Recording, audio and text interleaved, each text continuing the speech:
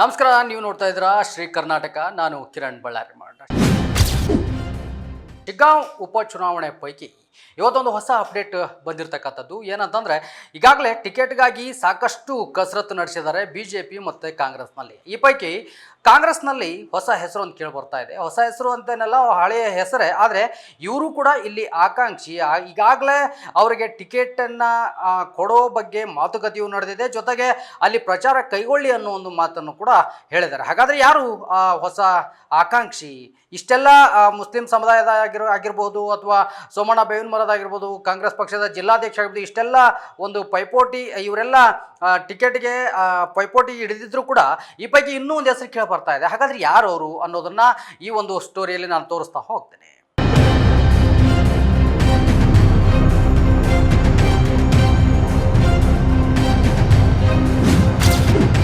ವೀಕ್ಷಕರೇ ನಮಸ್ಕಾರ.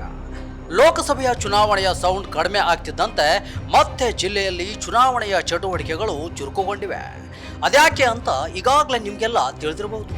ಹೌದು, ಬಸವರಾಜ ಬೊಮ್ಮಾಯಿ ಅವರು ಸಂಸದರಾದ ಬಳಿಕ ಶಾಸಕ ಸ್ಥಾನಕ್ಕೆ ರಾಜೀನಾಮೆ ಕೊಟ್ಟಾಯಿತು. ಇದೀಗ ಆ ಶಾಸಕ ಸ್ಥಾನಕ್ಕೆ ಟಿಕೆಟ್ ಆಕಾಂಕ್ಷಿಗಳ ಸಂಖ್ಯೆ ಏರುತ್ತಲೇ ಇದೆ. ನನಗೆ ಟಿಕೆಟ್ ಬೇಕು, ನಾನು ಕೆಲಸ ಮಾಡಿದ್ದೀನಿ, ಪಕ್ಷಕ್ಕೆ ದುಡಿದಿದ್ದೀನಿ ಅಂತೆಲ್ಲ ಒಂದಷ್ಟು ನಾಯಕರು ಈಗಿಂದಲೇ ಟಿಕೆಟ್ ಕಸರತ್ತು ನಡೆಸಿದ್ರೆ, ಈ ಕಸರತ್ತು ಹೆಚ್ಚಾಗಿ ಕಂಡು ಬರ್ತಿರೋದೇ ಕಾಂಗ್ರೆಸ್ ಪಾಳಯದಲ್ಲಿ ಅಂದರೆ ತಪ್ಪಾಗ್ಲಿಕ್ಕಿಲ್ಲ. ಹಾಗಂತ BJPಯಲ್ಲಿ ಇಲ್ವಾ? ಅಲ್ಲೂ ಇದೆ. ಆದರೆ ತುಸು ಹೆಚ್ಚಾಗಿ ಕಾಣ್ತಿರೋದು, ಕೇಳ್ತಿರೋದು ಕಾಂಗ್ರೆಸ್ ಟಿಕೆಟ್ ಸೌಂಡ್.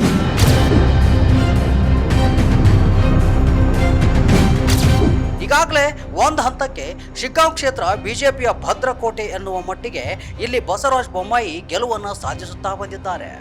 ಒಂದಲ್ಲ ಎರಡಲ್ಲ, ಬರೋಬ್ಬರಿ 4 ಬಾರಿ ವಿಜಯದ ಮಾಲೆ ಕೊರಳಿಗೆ ಹಾಕಿಕೊಂಡಿದ್ದ ಬೊಮ್ಮಾಯಿಯವರು ಇದೀಗ ಸಂಸದರಾಗಿದ್ದಾರೆ. ಈಗ ಆ ಕುರ್ಚಿಗಾಗಿ ಫೈಟ್ ಜೋರಾಗಿದೆ. ಇನ್ನು ಚುನಾವಣೆಯ ದಿನಾಂಕ ಘೋಷಣೆಯಾಗುವುದಕ್ಕೂ ಮೊದಲೇ ಟಿಕೆಟ್ಗೆ ಮಾತ್ರ ಎಲ್ಲಿಲ್ಲದ ಕಸರತ್ತು ಶುರುವಾಗಿದೆ. ಇಲ್ಲಿ ಬಸವರಾಜ ಬೊಮ್ಮಾಯಿ 4 ಬಾರಿ ಗೆದ್ದು ಶಾಸಕರು, ಸಚಿವರು, ಮುಖ್ಯಮಂತ್ರಿಯೂ ಆದ ಕ್ಷೇತ್ರ ಇದು. ಈ ಬಾರಿ ಕಣದಲ್ಲಿ ಬೊಮ್ಮಾಯಿಯವರು ಇಲ್ಲದೇ ಇದ್ರು. ಅಷ್ಟು ಸಲೀಸಾಗಿ ಸೋಲನ್ನ ಹತ್ತಿರಕ್ಕೂ ತೆಗೆದುಕೊಳ್ಳದ ವ್ಯಕ್ತಿ. ರಾಜಕೀಯದಲ್ಲಿ ಅವರದೇ ಆದ ಲೆಕ್ಕಾಚಾರ, ಚಾತುರತೆ ಹೊಂದಿರೋ ನಾಯಕ.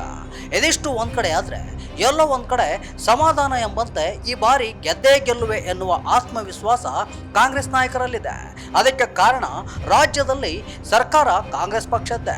ಮೇಲಾಗಿ ಇರೋದೇ 2 ಮತ್ತೊಂದು ಅನ್ನೋ ಹಾಗೆ 3 ಕ್ಷೇತ್ರದಲ್ಲಿ ಉಪಚುನಾವಣೆ ನಡೆಯುತ್ತಿರೋದ್ರಿಂದ ಇಲ್ಲಿ ಮುಖ್ಯಮಂತ್ರಿಗಳಿಂದ ಹಿಡಿದು ಸಚಿವರು, ಶಾಸಕರ ದಂಡೆ ತಮ್ಮ ಅಭ್ಯರ್ಥಿ ಪರ ಮತಯಾಚನೆ ಮಾಡೋ ಮೂಲಕ ಗೆಲುವು ಕಾಣುವ ಲೆಕ್ಕಾಚಾರ ಇದೆ. ಆ ಕಾರಣಕ್ಕೋ ಅಥವಾ ಮತ್ತೊಂದು ಕಾರಣಕ್ಕೋ ಟಿಕೆಟ್ಗೆ ಫೈಟ್ ಮಾತ್ರ ಸಾಕಷ್ಟಿದೆ. ಕಾಂಗ್ರೆಸ್ ಜಿಲ್ಲಾಧ್ಯಕ್ಷ ಸಂಜೀವ್ ಕುಮಾರ್ ನೇರ್ಲಗಿ ಹೈಕಮಾಂಡ್ ತಮ್ಮ ಹೆಸರನ್ನ ಸೂಚಿಸಿದ್ರೆ ಒಪ್ಪಿಕೊಳ್ಳುತ್ತೇನೆ ಎನ್ನುತ್ತಿರೋ ಸಲೀಂ ಅಹಮದ್, ಜೊತೆಗೆ ಪರಿಷತ್ ಸದಸ್ಯ ಸೋಮಣ್ಣ ಬೇವಿನ ಮರದ್, ಈಗಾಗಲೇ ಕಾಂಗ್ರೆಸ್ ಪಕ್ಷಕ್ಕೆ ಸೇರ್ಪಡೆಗೊಂಡಿರುವ ಆರ್ ಶಂಕರ್ ಕೂಡ ರೇಸ್ನಲ್ಲಿದ್ದಾರೆ. ಇವರೆಲ್ಲರೂ ಪ್ರಬಲ ಆಕಾಂಕ್ಷಿಗಳೇ. ಈಗಾಗಲೇ 4 ಬಾರಿ ಇಲ್ಲಿ ಮುಸ್ಲಿಂ ಸಮುದಾಯಕ್ಕೆ ಟಿಕೆಟ್ ಕೊಡಲಾಗಿದೆ. ಟಿಕೆಟ್ ಕೊಟ್ಟಿರೋದಷ್ಟೇ ಲೆಕ್ಕ, ಆದರೆ ಗೆಲುವು ಬಾಕಿ ಉಳಿದಿದೆ. ಕಳೆದ 20 ವರ್ಷಗಳಿಂದ 1 ಬಾರಿಯೂ ಗೆಲುವು ಕಾಣದ ಕಾರಣ ಈ ಬಾರಿ ಹೈಕಮಾಂಡ್ ಮತ್ತು ರಾಜ್ಯದ ನಾಯಕರು ಬೇರೆಯದ್ದೇ ಪ್ಲಾನ್ ಮಾಡಿದ್ದಾರೆ ಎನ್ನುತ್ತೆ ಮೂಲಗಳು. ಏನು ಆ ಹೊಸ ಐಡಿಯಾ? ಹೌದು, 20 ವರ್ಷಗಳಿಂದ ಮುಸ್ಲಿಂ ಸಮುದಾಯದ ಅಭ್ಯರ್ಥಿಗೆ ಟಿಕೆಟ್ ಕೊಡ್ತಾ ಬಂದರೂ ಗೆಲುವಿನ ಅಡ್ರೆಸ್ಸೇ ಇಲ್ಲದಂತಾಗಿದೆ. ಲಿಂಗಾಯತ ಮತದಾರರ ಸಂಖ್ಯೆ ಹೆಚ್ಚಾಗಿರುವ ಈ ಕ್ಷೇತ್ರದಲ್ಲಿ ಬೊಮ್ಮಾಯಿ ತಂಡವನ್ನ ಕಟ್ಟಿ ಹಾಕಿ ಗೆಲುವಿನ ರುಚಿ ಸವಿಯೋಕೆ ಕಾಂಗ್ರೆಸ್ ಪಕ್ಷ ಈ ಬಾರಿ ಮುಸ್ಲಿಂ ಸಮುದಾಯಕ್ಕೆ ಟಿಕೆಟ್ ನೀಡದೆ ಲಿಂಗಾಯತ ಅಭ್ಯರ್ಥಿಯನ್ನೇ ಕಣಕ್ಕಿಳಿಸೋಕೆ ತಯಾರಿ ನಡೆಸಿದೆ ಅಂತೆ. ಹಾಗಾಗಿ ಹುಬ್ಬಳ್ಳಿಯ ಬ್ಲಾಕ್ ಕಾಂಗ್ರೆಸ್ ಅಧ್ಯಕ್ಷರಾಗಿರುವಂತಹ ರಜತ್ ಉಳ್ಳಾಗಡ್ಡಿಮಠ್ ಅವರಿಗೆ ಟಿಕೆಟ್ ಕೊಡುವ ಚಿಂತನೆ ನಡೆಸಿದೆ. ಇನ್ನು ಈ ಕುರಿತು ಈಗಾಗಲೇ DCM ಒಂದು ಸುತ್ತಿನ ಚರ್ಚೆಯನ್ನು ಮಾಡಿದ್ದಾರೆ ಎಂದು ಹೇಳಲಾಗ್ತಿದೆ. ಒಂದು ಕಡೆ ಈಗಾಗಲೇ ಶಿಗ್ಗಾಂವ್ ಕ್ಷೇತ್ರದಲ್ಲಿ ಪಾದಯಾತ್ರೆಗಳು, ಟಿಕೆಟ್ ನಮ್ಮ ನಾಯಕರಿಗೆ ಕೊಡಬೇಕು ಎನ್ನುವ ಕೂಗು, ವರಿಷ್ಠರನ್ನ ಭೇಟಿಯಾಗ್ತಿರೋ ಆಕಾಂಕ್ಷಿಗಳು, ಹೀಗೆ ಚುನಾವಣೆಯನ್ನ ನೆನಪಿಸುವುದಷ್ಟೇ ಅಲ್ಲ, ಪ್ರಚಾರವೇ ಶುರುವಾಗಿರೋ ಮಟ್ಟದಲ್ಲಿ ಅವರವರ ಕಾರ್ಯಕರ್ತರು ಮತ್ತು ಆಕಾಂಕ್ಷಿಗಳು ಕಸರತ್ತನ್ನು ನಡೆಸುತ್ತಿದ್ದಾರೆ.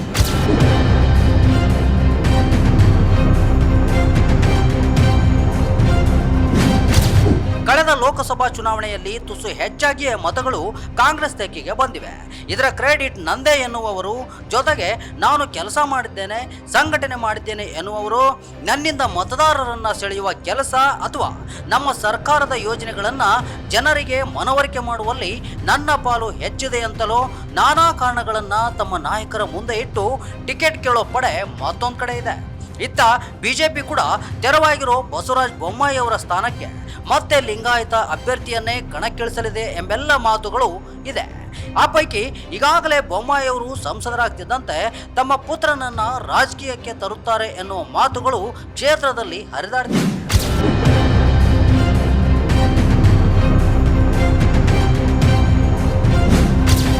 ಈ ವಿಚಾರವಾಗಿ ಎಲ್ಲೂ ಸ್ಪಷ್ಟವಾಗಿ ಮಾತನಾಡದ ಸಂಸದ ಬೊಮ್ಮಾಯಿ ಅವರು ಶಿಗ್ಗಾಂವ್ ಕ್ಷೇತ್ರಕ್ಕೆ ತಮ್ಮ ಆಪ್ತ ವಲಯದಲ್ಲಿ ಗುರುತಿಸಿಕೊಂಡಂತವರಿಗೆ ಟಿಕೆಟ್ ಕೊಡಿಸುವಲ್ಲಿ ಮುಂದಾಗ್ತಾರೋ ಅಥವಾ ತಮ್ಮ ಪುತ್ರನನ್ನೇ ಕಣಕ್ಕಿಳಿಸ್ತಾರೋ ಅನ್ನೋದನ್ನ ಕಾದು ನೋಡಬೇಕಿದೆ. ಒಟ್ಟಿನಲ್ಲಿ ಟಿಕೆಟ್ಗಾಗಿ ನಾ ಮುಂದು ತಾ ಮುಂದು ಎನ್ನುವಂತೆ ಜೋರಾದ ಕಸರತ್ತನ್ನ ನಡೆಸಿದ್ದಾರೆ ಆಕಾಂಕ್ಷಿಗಳು. ಕಿರಣ್ ಬಳ್ಳಾರಿ ಮಠ್, ಶ್ರೀ ಕರ್ನಾಟಕ, ಹಾವೇರಿ.